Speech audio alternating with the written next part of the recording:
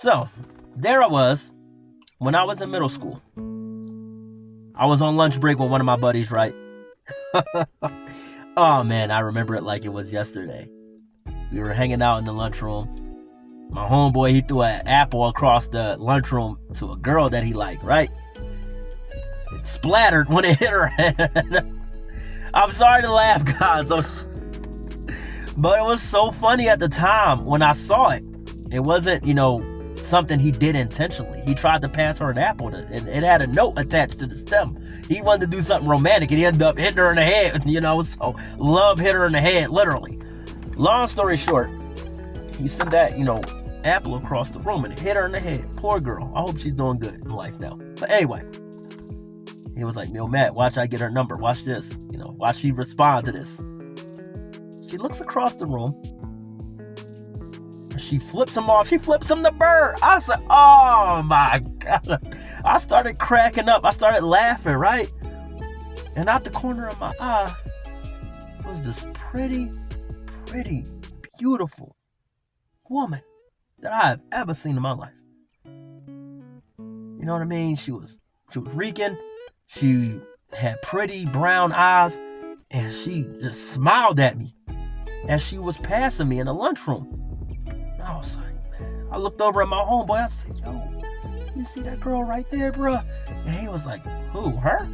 He's like, yo, man, my homeboy Jermaine was dating that, man. What are you talking about? And he said, Jermaine said that she crazy. And I was like, I just did one of these. So after class, after school, whatever, after the let out, I'm walking home. I'm supposed to be on the school bus. But I didn't like the school bus. I like walking alone. This is what made me the man I am today. Long story short, I'm walking home. Got my headphones in. Got the wire headphones because the Bluetooth headphones didn't come out during that era. I'm talking about maybe 2001, 2002. We didn't have Bluetooth headphones. But anyway, walking home. Shorty walks up next to me and taps me on the shoulder. She was like, you're kind of cute. What's your name? And I said, my name's Matthew. I'm like, what's yours? And she was like, oh, my name's Jazz. So it was nice to meet you, Jazz, or whatever. And we started talking and we started walking, whatever. Long story short, she gave me her number in this little red box. And in this little red box was a crystal angel. So I opened it up. We old school. I'm in my 30s, mid-30s. I'll be 35 in a couple weeks, good Lord willing. So it had perfume on the note. She folded it up so fine, ladies and gentlemen. She folded it up so fine. It was like able to fit in a box this small. It was a poetry piece that she had written. And she dedicated to me. Like she wrote it like she knew me for years. She was describing the way I walk, the way I talk, the way I carry myself. And at that time, I was a young man, and I was so in love, man. I showed my mom, I showed my friends, back on the block and everything, and everybody was, aww. So, long story short, I get Shorty number, right? She left her number at the bottom of the letter. Ooh. So I hesitate to call her. This is something you don't do, fellas. I hesitate to call her. I pick up the phone. We had one of those retro phones with the wire. And all my OGs, y'all know what I'm talking about. We had the phone and we had the house phone. And your mom could pick it up on the other line and start talking her stuff, right? While you boo loving on a phone, right? Yes, yeah. We had one of those. We didn't have the blessing of having mobile phones, smartphones like we have today. You know what I mean? So if someone comes into the room, we can hang the smartphone up, press the screen, the call is ended. No, not on the house phone. Those Bell Atlantic, yeah, before it was Verizon, it was called Bell Atlantic. Bell Atlantic, Verizon house phones? What? Man, Vonage, house phones, whatever phone service you had. My mom picked up. I'm calling this girl and she answered and we start boo loving. I got the Tevin Campbell, can you talk for a minute? I got that playing in the background on this little boom box, this blue boom box I had, and it was a CD player at the same time. It was a cassette player and a CD player, whatever. And I had it playing, and my mom was wondering why I'm playing Roni or My Heart Belong to a Roni. Like she was wondering why I had the Bobby Brown turned up, I had the Tevin Campbell turned up upstairs. And you know, growing up in a black household, all that noise upstairs, parents don't like that. So my mom rushed upstairs and she said, cut that music down. She didn't see the phone, it was on the bed. She didn't see the house phone was on the bed. Because my brothers and I, we had a bedroom where we had a house phone in our room and a house phone downstairs in the living room. So she didn't see the house phone on the bed, right? Because I covered it up with clothes, whatever. Because I didn't want my mom to see that I was talking to this girl, whatever. Long story short, my mom wanted to make a call. It's 3 o'clock in the afternoon when I called this girl. Like, we was on the phone every bit of 3.5 hours. 6 o'clock came around. I'm boo loving, with this girl, whatever. Like I said, we get playing. Can we talk for a minute?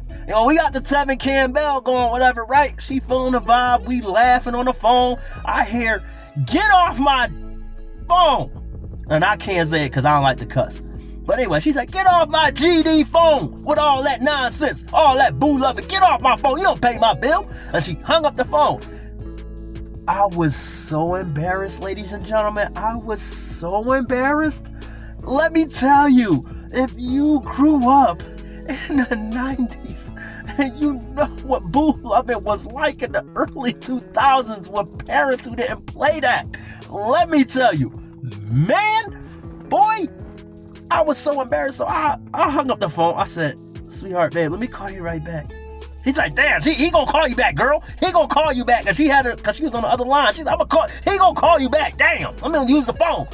Man, little did I know that I was dating a girl who was as petty as my mom. When I was in middle school, ladies and gentlemen, this girl that I met on Valentine's Day was as petty as my mom. So what she did was, later that night, 10 o'clock at night, everybody going to bed. House phone go off. Ring, ring, ring, ring. My mom don't answer the first time. Ring, ring, ring, ring. My mom don't answer a second time. Ring, ring, ring, ring. My mom got annoyed. She got, hello, who this? Jazz?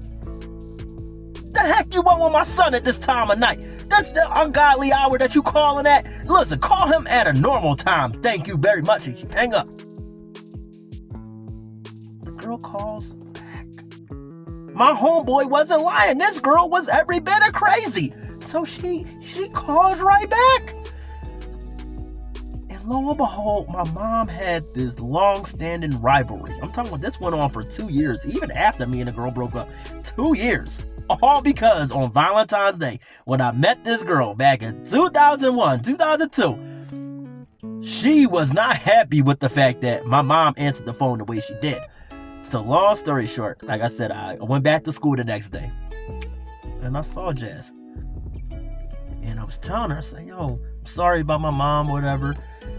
And she grabbed me by the waist and she pulled me close and like she wrapped my arms around her neck, and you know what I mean? She wrapped her arms around my neck or whatever, and we holding each other in the hallway.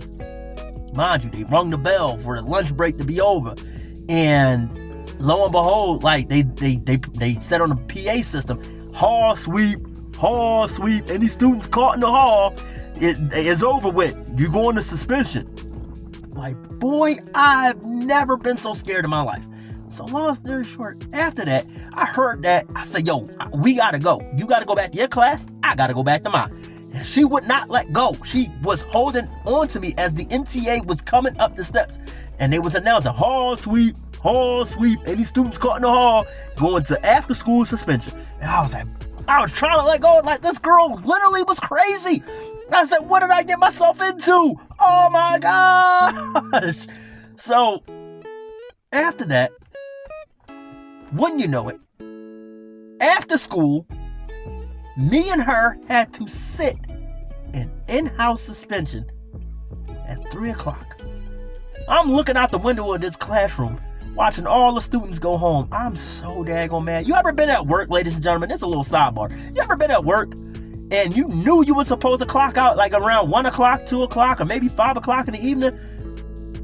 And due to your coverage, your coworker who's supposed to come in and take over the next shift, they take so long to come in. You there 2-3 hours after you supposed to be there. Never been so mad?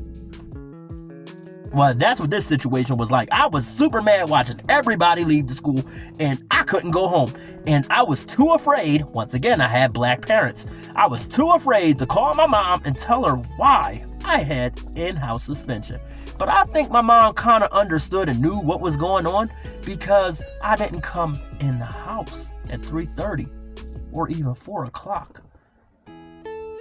I came home at 5:15. Boy,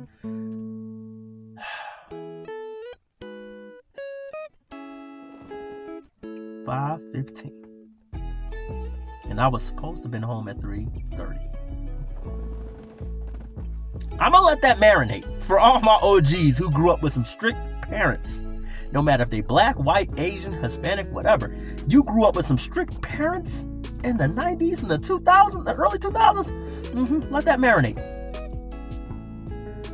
Well, I have never, ever got verbally berated and nearly got my behind whooped like I did in that moment. I nicknamed Jazz Valentine's girl simply because all these problems started after she walked me home on Valentine's Day. And so, after I got verbally berated and nearly got my behind whooped by my mom for coming home late, my mom talked to me and she said this exactly, right? She said, I know you like the girl. I know y'all been talking for a couple days, but you too young for love. And that's understandable. And that was the realest truth I've ever heard from my mom at that time. She said, you're too young for love because you haven't even worked a job to pay a bill yet. And I didn't get that terminology until I got older and I started working a 9-to-5 and then dating to see what my mom was talking about. You know what I mean? I couldn't correlate the meaning between, real love, maintaining, a job, and being a provider, because I'm a man. I'm supposed to provide for my wife, my kids. That's what a man is supposed to do.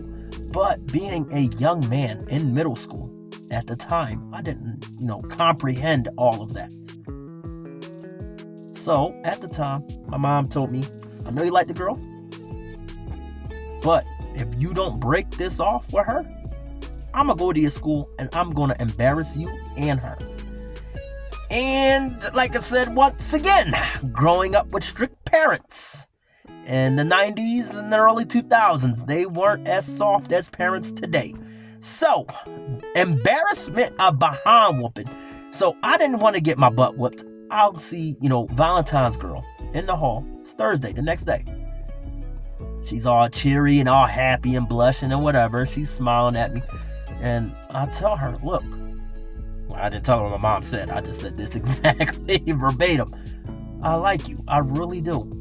I think you're amazing, but right now it's not the right time for me. I don't think a relationship is what I need. And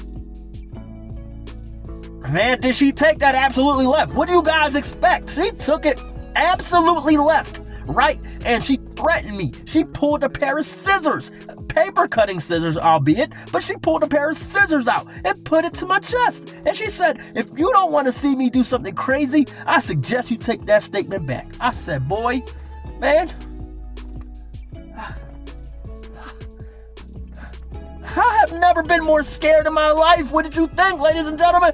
So, moral of the story.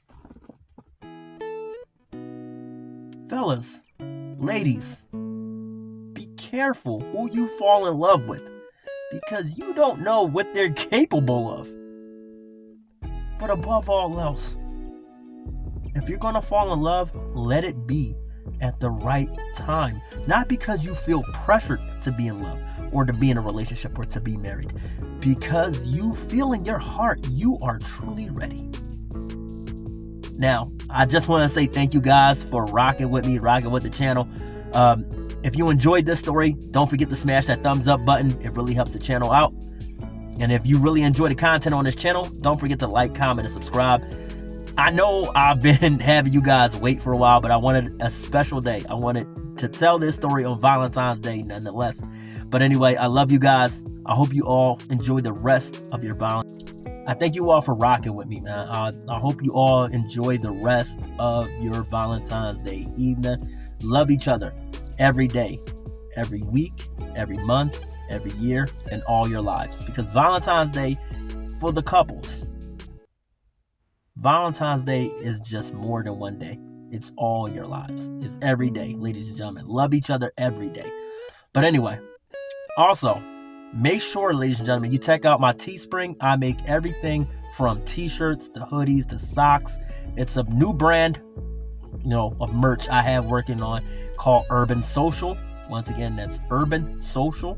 URBANSOCIAL. And I'm thinking about starting a sneaker line. I don't know. I'm thinking about it. But anyway, I make everything from coffee cups, hoodies, socks, t-shirts, you name it. I'll definitely put the link to my Teespring in the comment section below. Anyway, I just want to thank you guys once again for rocking with me through the hiatus. You know what I mean? When I almost shut down this channel, I had a few friends who were fans of this channel, and they reached out to me and said, hey, you need to revive your YouTube channel. It's really popping. You know what I mean? I love your poetry. I thank you guys for that. Most definitely. I thank you all for rocking with me during the hiatus of the podcast when I started working on this YouTube thing. I'm going to probably doing YouTube and the podcast simultaneously throughout the week, however I can. Definitely check out the latest episode. I did a podcast version of my recent episode of From Pain to Poetry. And I lay out in more in-depth detail of how you can use poetry as an outlet when you're going through situations of life to create beautiful verbal pieces of art and everything. But anyway, I love you guys. I hope you all have a beautiful and blessed evening. Take care. Good night. And God bless.